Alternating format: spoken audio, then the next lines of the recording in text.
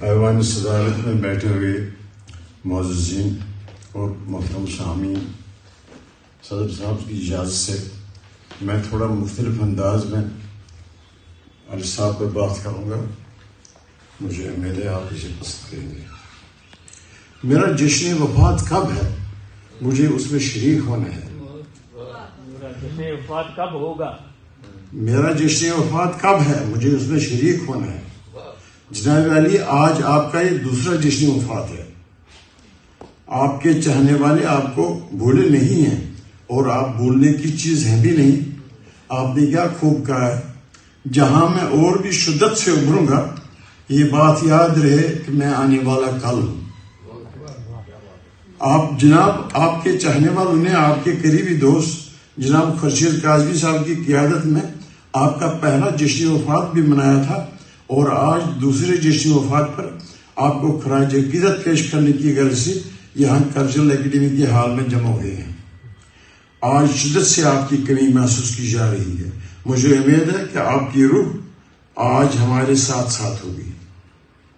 ہماری نئی نسل آپ کی گرویدہ ہے اور آپ کے لیے مشکل راہ ثابت ہو رہی ہے.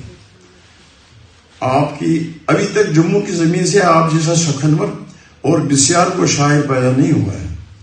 آپ نہ صرف اونچے درجے کی شاعر تھے بلکہ بہت ہی اچھے اور مہربان انسان بھی تھے، جو ہر کسی کا دکھ درد بانٹتے تھے. آپ نے غریبی سے سمجھوتا کیا ہوا تھا اور کبھی کسی کے سامنے ہاتھ نہیں پھیلایا. آپ کی اہلیہ کافی دیر بیمار رہی. اس کی تیمارداری کے اخراجات آپ کے لیے پریشان کن ضرور تھے، مگر آپ نے ہمت نہیں ہاری. آپ کی اہلیہ بھی بڑی صبر آزما اور جہاں دیدہ خاتون تھی. آپ کہتے تھے کہ جب کوئی ان سے پوچھتا تھا کہ آج طبیعت کیسی ہے تو وہ جواب دیتی تھی کہ کل سے بہتر ہے. حالانکہ ایسا نہیں ہوتا تھا، مگر وہ کسی کو پریشان نہیں کرنا چاہتی تھی. وہ دور آپ کے لیے بڑا کٹھن اور صبر آزما دور تھا، مگر اس دور میں بھی آپ نے کسی کے سامنے دست سوال دراز نہیں کیا اور خندہ پیشانی سے مصیبتوں کا مقابلہ کرتے رہے. چنانچہ فرماتے ہیں، گو زیست میں ہر چیز سے محروم رہے ہم، یہ ظرف طبیعت ہے کہ جوم رہے ہیں. آپ کا تعلق شاعرہ کے اس گروہ سے ہے جو ادب میں افادیت اور مقصدیت کا قائل ہے. آپ نے کبھی ترقی پسند نظریات کے ہاتھوں اپنی شاعری میں فن کے جمالیاتی عناصر کا خون نہیں ہونے دیا. آپ دل کی گہرائیوں سے ساری عمر نہایت خوبصورت شاعر کہتے رہے، جو قاری پر آج بھی ایک خاص تاثر چھوڑتے ہیں. آپ محض آہیں بھرنے والے اور بے کس روایتی شاعر نہیں تھے، بلکہ آپ کی شاعری میں بلند حوصلگی اور جرأت نندانہ کی گونج بھی تھی. آپ نے غزل کو تخلیقی جدت، ترازیوں، مشکل ترین زمینوں، خود ایجاد کردہ بحروں، ماہرانہ بندشوں، نادر تشبیہات، اشتہارات اور حسن غزل سے نوازا ہے. آپ کی شاعری ہمیشہ زندہ رہنے والی شاعری ہے. جناب خورشید کاظمی نے آپ کے بارے میں بالکل صحیح فرمایا ہے کہ آپ نے غزل کو نہ صرف نئے رنگ، نئے آہنگ، نئے مضامین اور نئے خیالات سے سجایا ہے، بلکہ مترنم اور شروفتہ زمینیں بھی عطا کی ہیں.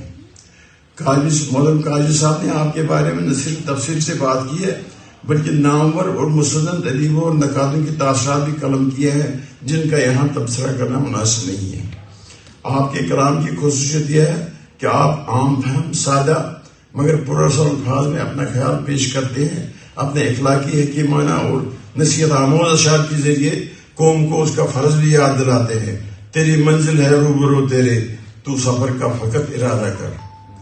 اس مختصر اور قلیل وقت میں آپ کی شاعرانہ صلاحیتوں کا احاطہ کرنا مشکل نہیں، ناممکن ہے. بلکہ میں آپ کو بتانا چاہوں گا کہ لکھنے پڑھنے کے بڑے بڑے اداروں میں اردو ادب کو پڑھانے اور سمجھانے کے لیے آپ کی کلام کا مطالعہ ایک لازمی مضمون بنا رہے گا. اور اپنی بات کو آپ کے شعر پر ختم کرتا ہوں، عقیدت سے یہاں سجدہ کریں ہم، جناب عرش کا یہ آستہ ہے. شکریہ.